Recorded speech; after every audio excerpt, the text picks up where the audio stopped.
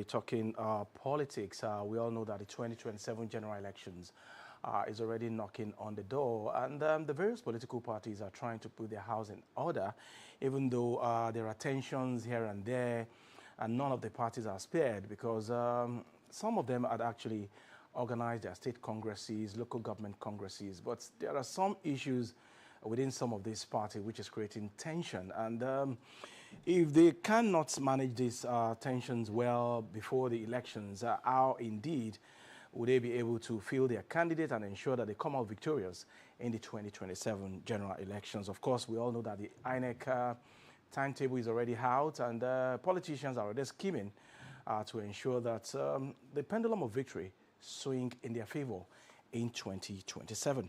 We have with us in the studio Barrister Kabir Akingbolu, is a lawyer and a political affairs analyst. It's a pleasure to have you. It's a pleasure for having me. Oh, you're also a politician? I will never be. Okay. All right.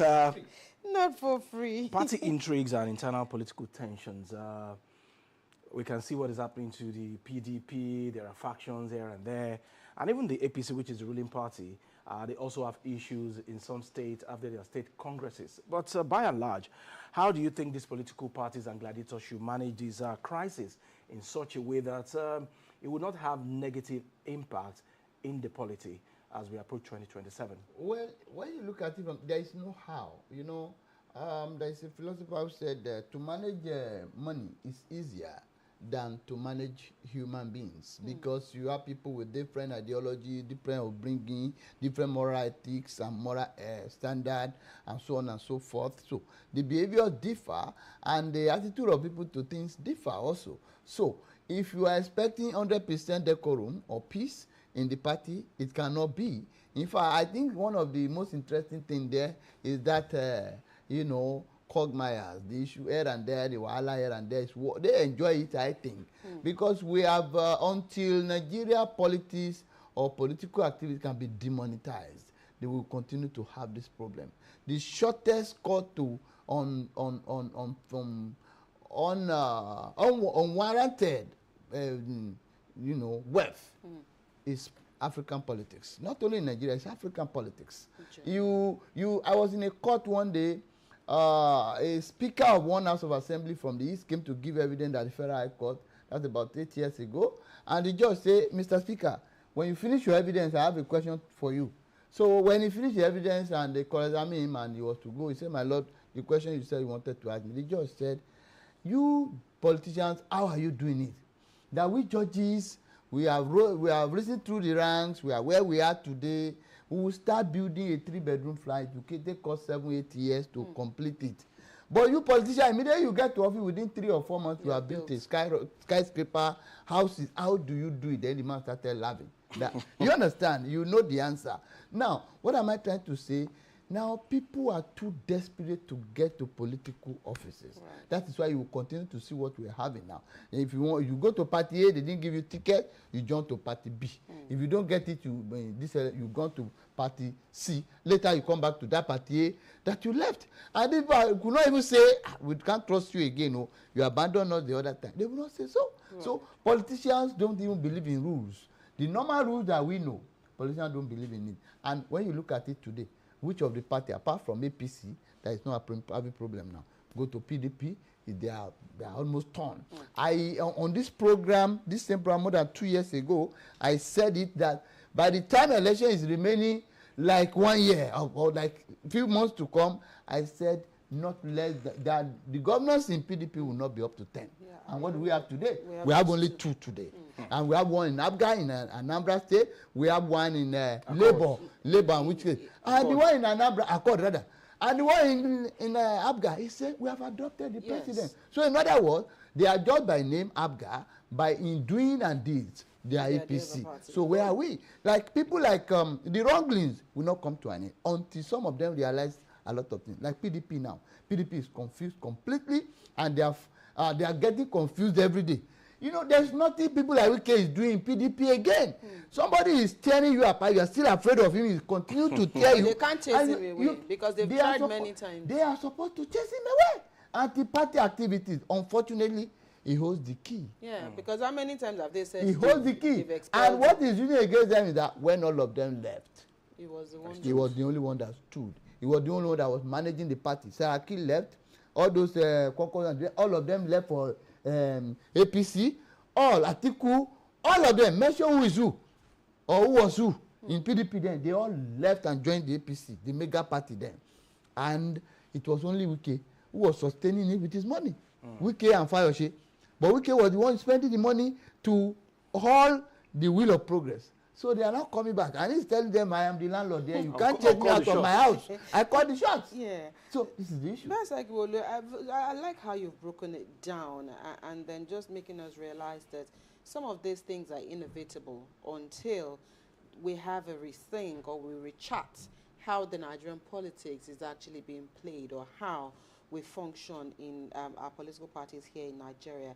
But one would have thought that all of these intrigues or tensions or power plays should actually be because of the opportunity to serve or because of the willingness to provide good governance to the people whom you want to serve, and not necessarily because of personal ideas or personal gains.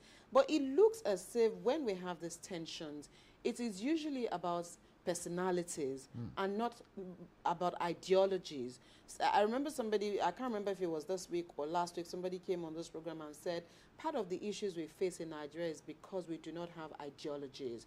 So what we cater to would be personal interest, succession plans, who will watch out for me when I leave. And so part of that, vis-a-vis what you've said, until we demonetize politics in Nigeria.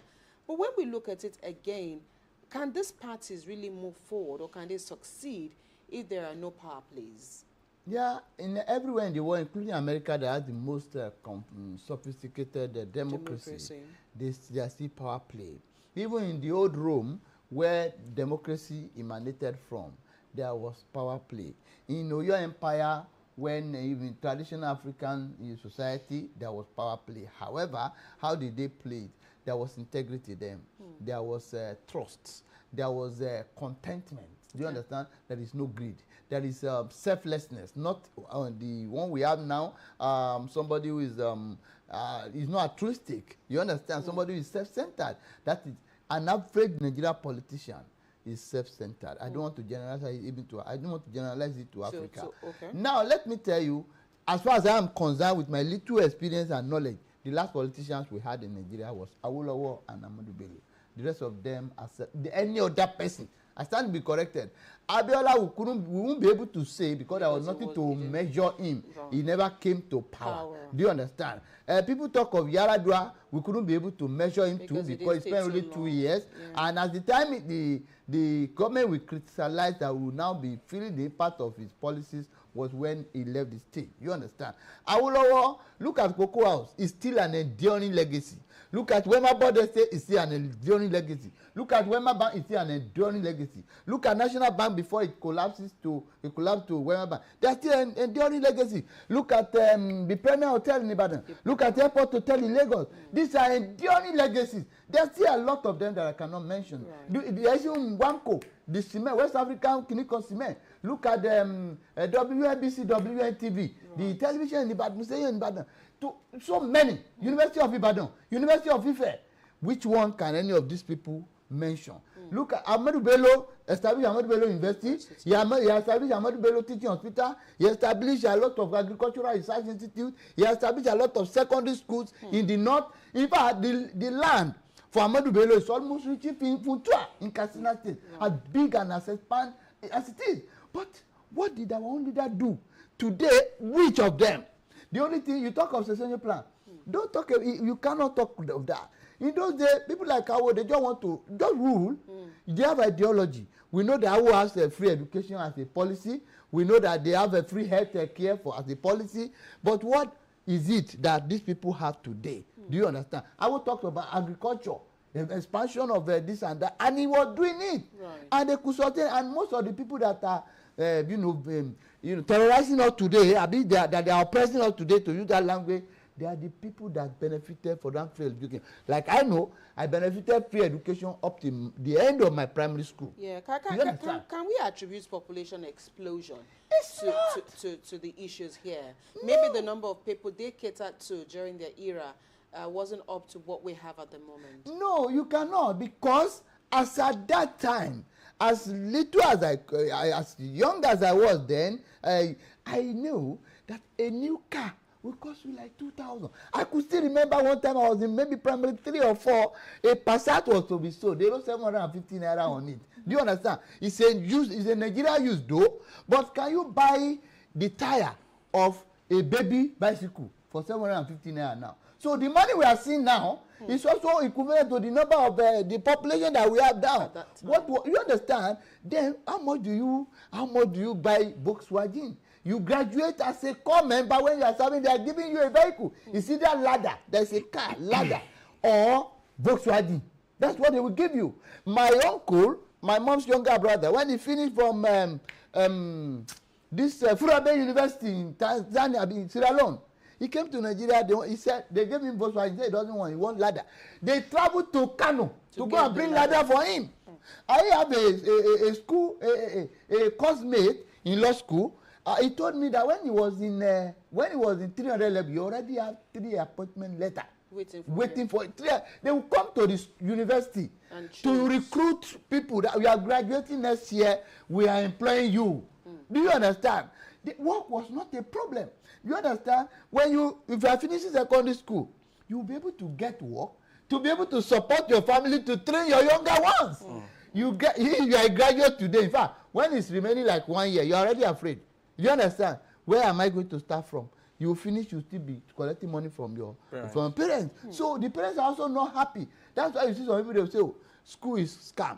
Education is a scam. Why would they not say so? Because we that went to the school, one day I went to a wedding.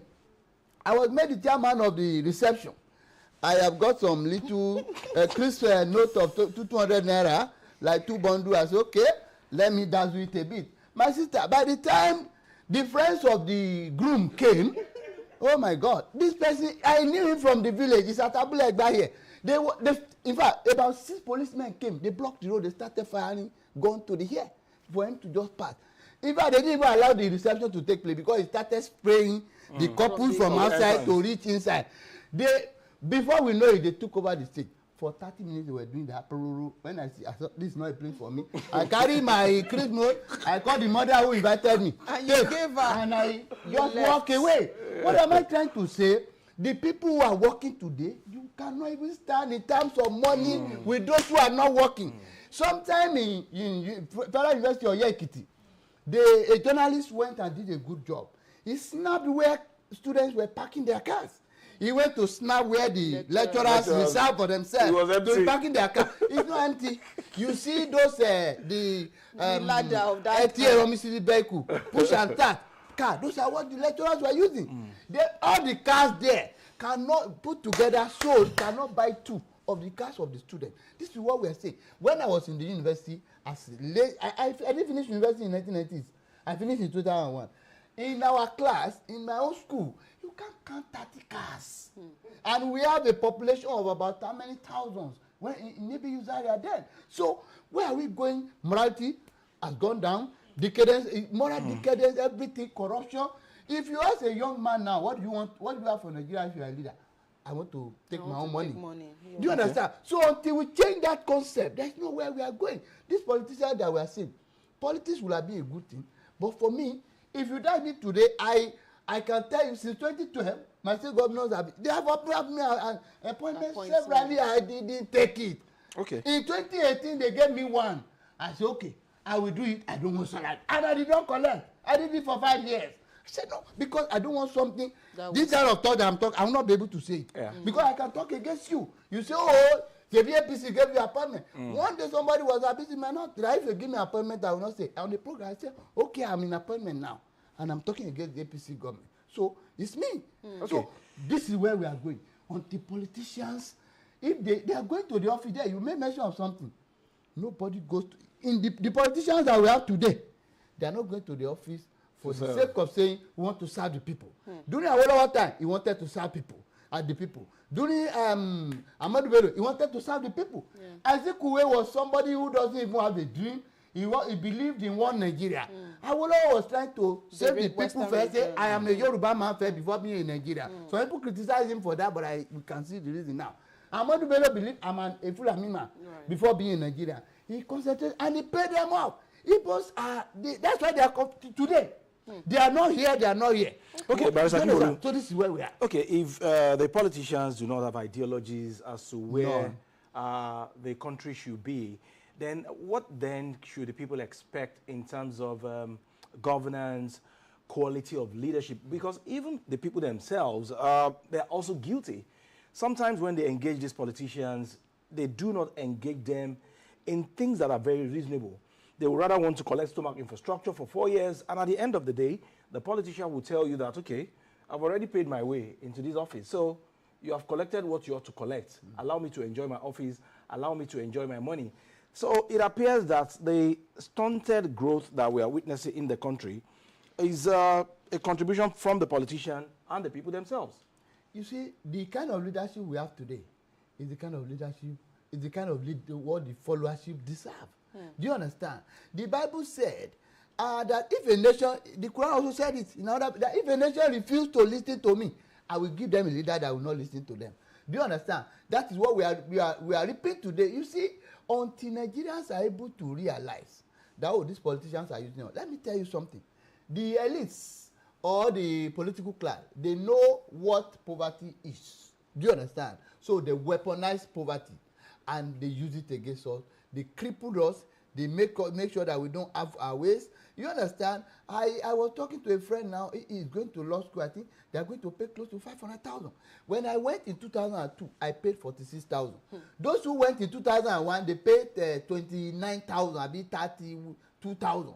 Those who went before that, who went in, they paid 10,000. So from 10,000 to 27,000, 27,000 to 27,000 to 46,200. That's what I paid. Now they are paying about 500,000 naira. Now where will they? When I was already on a platform this morning, in all the federal universities in Nigeria. Then I finished in 2001. The highest money I paid for a bed space in hostel was 90 naira. But now it's still 109,000. So what percentage? How can any leader, any reasonable leader, justify this one? School fee? Do you understand? You have a son of 2 years. You are paying 400,000 for him. You are paying 300,000 school fee. You are paying 250,000. Even the money being collected by schools also are money they cannot even defend, and government is not doing anything. Right. Look at the housing. Housing is terrible. In fact, this one college, I think government should just scrap them because the professional ones who went to school and they have a standardized thing. They are better. But you see those people who they are in their numbers. Yes, they will call you before you even get a house. You will have paid like 100,000 naira inspection fee. I have a sister who wanted to get me in Ibadan but the money I gave for the house has finished. 100,000 has gone before I knew it. So we can ascribe all this to bad leadership. Bad leadership. Do you understand? When Jakade was in Lagos, within 12 months, Jakade had built about 23,000. This thing. What are you talking? As in, you can't beat the record today. Schools, he has renovated about 223,000 classrooms or whatever.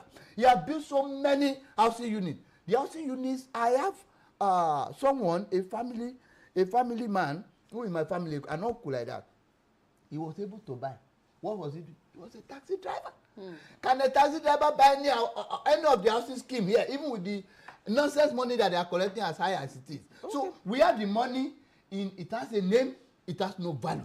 Now the money that we spend in Nigeria today, I've also said it in another forum that I just came from now, the money we spend in Nigeria today was not produced in Nigeria, was not printed, it's not being printed in Nigeria. So why will the naira increase in value when I'm just a contractor who knows about printing of money? You give me a contract to print 1 billion naira.